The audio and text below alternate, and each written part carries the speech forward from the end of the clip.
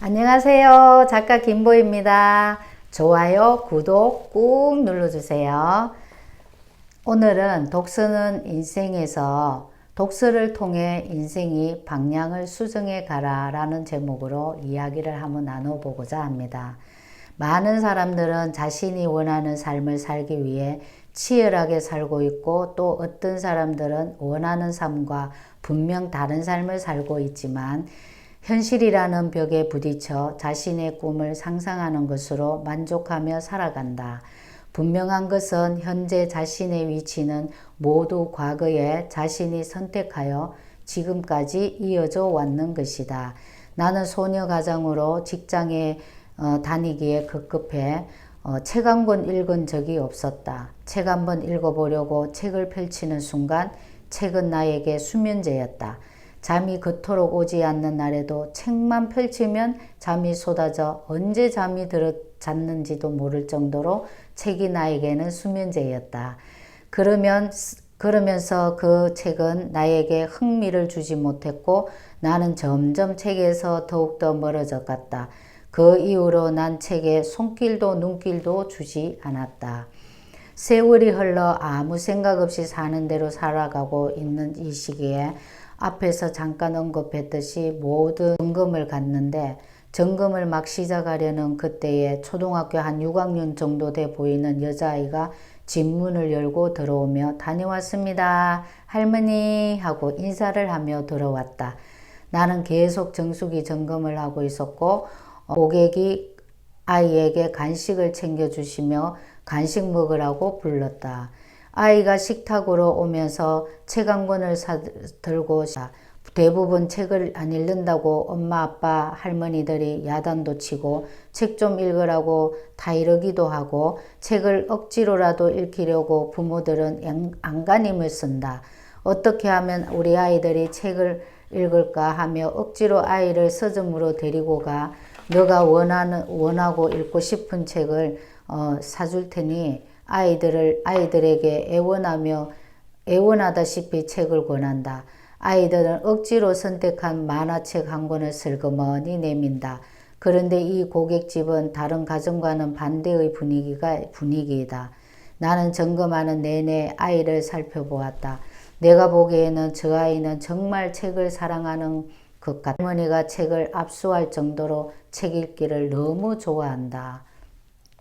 알고 보니 할머니께서 이야기를 쭉 해주시는데, 아이의 어머니도 전문직을 가지고 있고 아빠도 전문직에 종사하고 계시다고 하셨다. 그 가정에 아이가 셋이 있는데 유독 저 아이가 책에 저렇게 빠져 있고, 밥 먹으면서도 책을 읽고 먹는 것에는 관심이 없고 오로지 책 읽는 것에 관심뿐이라고 하셨다. 저 아이는 학원을 안 가도 자기 반에서 1등하고 있다고 하셨다. 그러니 혼도 못 내고 밥은 잘 안 먹으니 건강이 좋지 않아 아이가 몸이 많이 약하다고 걱정하셨다. 아이의 책 읽는 모습이 책을 읽으며 웃다가 울다가 완전 감정이 몰입되어 아이의 책 속의 주인공이 되어 있었다. 그리고 할머니랑 대화를 하는데 아이가 쓰는 단어들이 평소에 아이들이 쓰는 단어가 아니고, 내가 듣기로는 참 말스럽고 세련된 단어들이 한 번씩 툭툭 튀어나오는 것을 느끼게 되었다. 처음 보는 나는 점검을 마무리하고 인사를 나누며 고객집에서 나왔다. 점검을 하는 동안 그 아이를 보며 마음이 훈훈했고, 책이 저렇게 재미가 있는가 싶어서 그 아이를 통해 나 자신도 한번 돌아보았다. 나는 몇십 년간을 책 한 권 읽지 않고 살아왔다. 나는 그 아이가 존경스러웠다. 참 책 한 권 읽지 않고 살아온 어른보다 낫다는 생각이 들었고, 그 아이를 통해 나도 다시 책 한 번 읽어보기로 마음먹었다. 네, 저는 정말 책 한 권 읽지 않고 살아왔는데, 이 점검 갔을 때 이 한 초등학교 6학년 돼 보이는 이 학생이 책을 너무 재미있고 흥미롭게 읽고 있는 모습을 보면서, 아, 정말 어린아이도 저렇게 책을 좋아하고 책에서 책을 잘 읽고 있고 저 책에 감동을 받고 이렇게 살아가는데 이 어른인 내가 책 한 권 안 읽고 이렇게 살아간다는 것은 참 부끄러운 일이다라는 생각이 들었습니다.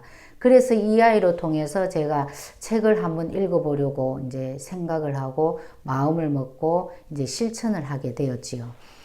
하나의 모습으로 통해 책 읽어야 되겠다고 마음먹으면 실천을 해야지 하며 서점으로 갔다. 서점에 와본 지가 얼마인가. 서점의 분위기도 많이 바뀌어 있었고 아주 깔끔하고 깨끗해서 좋았다. 서점의 분위기는 여기저기 앉아서 책 읽는 아이들과 어른들도 자기의 인생과 꿈을 찾아줄 책을 찾고 있었고 서점에 오니 감회가 새로웠다.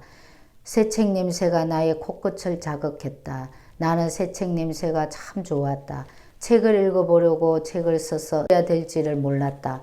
책 제목을 쭉 읽어보고 지나가며 한참을 지나 책 한 권이 눈에 들어왔고 이지성 작가의 꿈꾸는 다락방을 선택하고 책을 구입했다. 이 책의 서문에서는 당신의 꿈을 시각화하라고 한다. 꿈, 나에게 꿈이 있었는가? 나의 꿈은 무엇이지? 이 첫 대목에서 더 이상 넘어갈 수가 없었다. 나의 꿈은 있었는가? 그럼 있다면 무엇이지? 아무리 생각을 해도 꿈이 없는 것 같다. 참 나는 꿈도 하나 못 가지고 살아왔나 싶은 생각에 내 자신이 너무 한심한 생각이 들었다. 이 책을 더 이상 읽어 나갈 수가 없었다. 왜? 나의 꿈을 찾지 못했기 때문이다. 나의 꿈은 무엇일까? 를 계속해서 나 자신에게 질문을 하며 일을 하고 있었다. 며칠이 지났을까? 오전 동안 고객들과의 만남과 점검으로 인해 지쳐있는 몸으로 혼자서 점심을 먹고 있는데 갑자기 아주 옛날 국민학교, 지금 초등학교 시절 자기의 꿈이 무엇인지 장래 희망을 적어내라고 한 기억이 난다. 그 기억을 더듬어 올라가 보니 첫째가 간호사였고 둘째가 작가인 것이 기억이 났다. 난 밥 먹다 말고 너무 기뻐 어쩔 줄을 몰랐다. 나도 꿈이 있었다. 그래, 나도 꿈이 있었어. 생각이 너무 기뻤다. 나도 꿈이란 게 있었구나. 나도 참 꿈이란 게 있었어. 갑자기 눈물이 났다. 이런 멋진 꿈을 품고 있었는데도 꿈이 있었던 것조차도 모르고 까마득하게 잊어버리고 살아온 나의 삶은 무엇일까?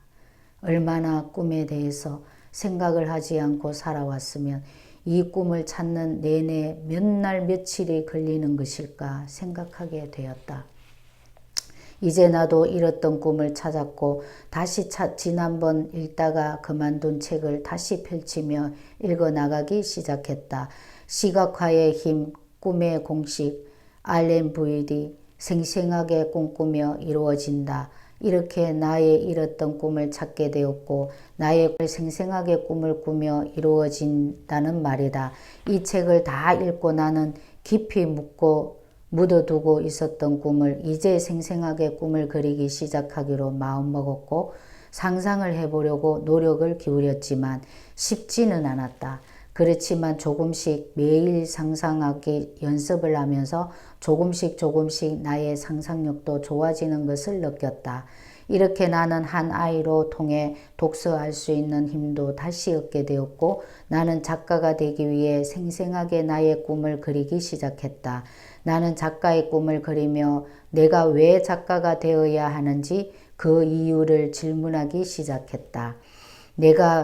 왜 내가 작가가 되어야 하지? 왜 내가 나의 인생에서 성공해야 되지? 그 이유를 찾아야 했다. 하나님은 왜 나를 사람으로 태어나게 하셨을까? 사람이 아닌 동물로 태어날 수도 있고 수많은 벌레 중에 하나로 태어날 수도 있었다. 하나님의 자녀로 삼아주신 이유가 있을 것이다. 나의 삶에서 하나님의 증인이 되고 이 지구상에 헐벗고 굶주린 사람이 사람들을 돕고 그들을 영적으로 살리는 영적 대사로 부르셨음을 알게 되었다. 이렇게 나는 독서를 통해 인생의 방향을 수정해 가기 시작했다. 예, 이제 이 한 아이로 통해서 제가 책을 읽기 시작을 했고, 꿈꾸는 다락방을 통해서 제가 잃었던 꿈을 찾게 되었고, 이 꿈으로 통해서 이제 더욱더 이 꿈을 현실로 만들기 위해 이제 노력하는 그러한 이제 시간을 갖게 되었고, 이러므로 이제 제가 이제 독서를 통해서 인생의 방향을 수정해 나가는 시간을 갖게 되었습니다. 자, 여러분도 참 여러분의 마음에 끌리는 이 독서를 함으로써 그 한 책으로 인해 여러분의 인생이 수정되어 가는 그러한 시간을 갖게 되시기를 바랍니다. 감사합니다. 오늘도 유익하셨다면 좋아요, 구독 꼭 눌러주세요. 안녕. 다음에 또 만나요.